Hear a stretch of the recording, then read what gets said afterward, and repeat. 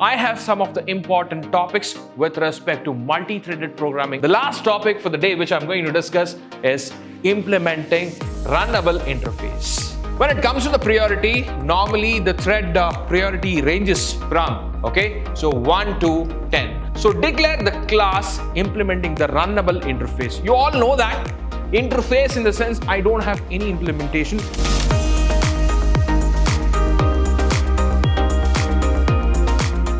Hello everyone, I welcome all of you to the yet another interesting session with respect to multi-threaded programming. Yes, hope all of you have seen my previous session with respect to the same chapter. Guys, I have some of the important topics with respect to multi-threaded programming in this session for all of you. Without wasting much of your time, let me show you that what exactly I have in my bag today. So guys, I will be discussing one of the important topic in the concept called multi-threaded programming, that is going to be the thread priority. Along with that, I will also discuss the concept of synchronization. So the last topic for the day which I'm going to discuss is implementing runnable interface. So guys, this is the topic which I'm going to explain for all of you in this session, and I recommend all of you to watch this video completely. So guys, without wasting much of your time, again, let me get into the session. So yes, what exactly thread priority is all about? Now, why should I have the concept of priority when it comes to the concept of thread? Why do I have this? So to understand this topic, I want all of you to please recollect what exactly the concept of life cycle of a thread. So when I was explaining the concept of life cycle of a thread, so please remember we had different states of a thread, right? So we had newborn state, we have running state, we have runnable state, we have block state, and also we have dead state. Yes, it's important that all of you should understand what exactly each different states that we have. So what exactly it is doing. So how exactly thread is getting changed in each and every state. So before we understand this, yes, let me give you a glimpse of it now. So before I get into this, my dear students, it's very important that when a job is assigned to a thread, so that thread needs a processor to get it executed. So the thread is waiting for the processor to get its job done. So it's in the queue now to get the processor. Now I can change the priority of the thread in the queue. So that's what you need to remember. So there, the concept of thread priority comes into the picture.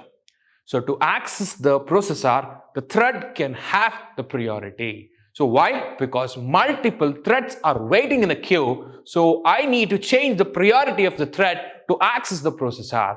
So for that, I have only one job or only one option. That is nothing but the thread priority. So hope you understood why do we need thread priority. Yes. When it comes to the priority, normally the thread priority ranges from 1 to 10. That's what you need to remember here. But by default, the normal priority stays is for 5. That's an important point that you need to remember. If you ask me, sir, what will be the by default priority for all the threads?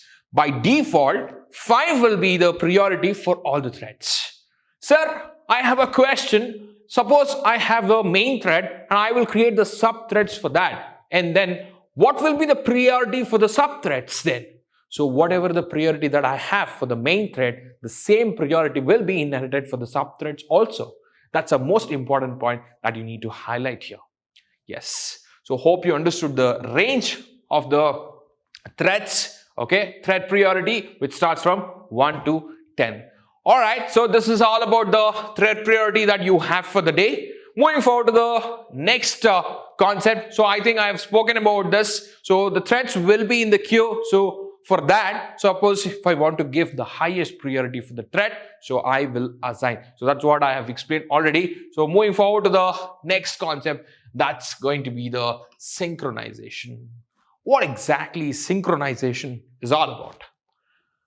Imagine all this topic is quite similar to the operating system if you have studied this subject. So it will be very easy for you to just map it and compare it. Let me take you to the example. Hope you have seen or hope you have heard about the concept called deadlock. Okay, so what is deadlock? So let me not dig that again here. I'm just curious that to check, whether you know this topic or not. So if you know the concept of deadlock, I think it's a very similar topic is what I'm trying to discuss now. Yes, let me not discuss that and bore you guys with that. What exactly is synchronization is all about? Say for example, I have a resource. Imagine I have a file. I will call that as a resource now. So this is the file that I have. Now, thread 1 is trying to access this resource. Thread 1 is currently working with this resource. Let's imagine like that. Currently working in the sense what? Imagine thread 1 is writing something, some content to this file. Okay. At the same time, thread 2, okay, thread 2 wants to read the content, okay, from this file. Okay, here this is the resource writing and this is reading. That's what you need to understand. So thread 1 is writing something to this resource. Meantime, the same time, thread 2 wants to read the content from the same file. Suppose if it happens, the system will give you some strange output, because at the same time, both the operations cannot be performed on the same file. So to avoid this problem, so we have a concept called synchronization. That's what you need to understand here. So synchronization will help me to protect the file to make it access only by one thread at a time. So that's the most important point that you need to remember here. All right, so I'll show you the syntax to implement the synchronized. So guys, you'll be using the keyword called synchronized and the object. So whatever you wanted to code, so you can code it here. So that's a block of code that you can write it on the synchronized to protect your resource. This is one of the important topic again that you need to remember. So fine. So what exactly the last topic for the day that I have? So in fact, this is not the last topic for the day, last topic for the chapter. What exactly that I have? Yes, implementing the runnable interface.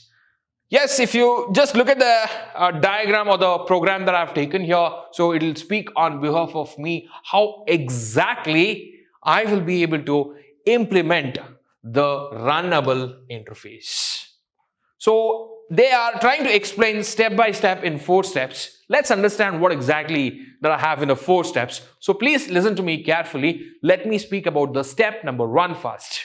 What exactly I have in the step number 1? So declare the class implementing the runnable interface. You all know that interface in the sense I don't have any implementation. So I'm trying to implement that. So that's what I need to understand. All right. So first I need to implement the runnable interface. So please understand that. So what is that? I have a keyword called class, and the name of the class that I have here is X. So fine. If I want to implement any interface, I have to use the keyword that is implement. So don't get confused with the keyword implements and extends. Extends comes in the inheritance, implements come for the interfaces. That's what you need to remember.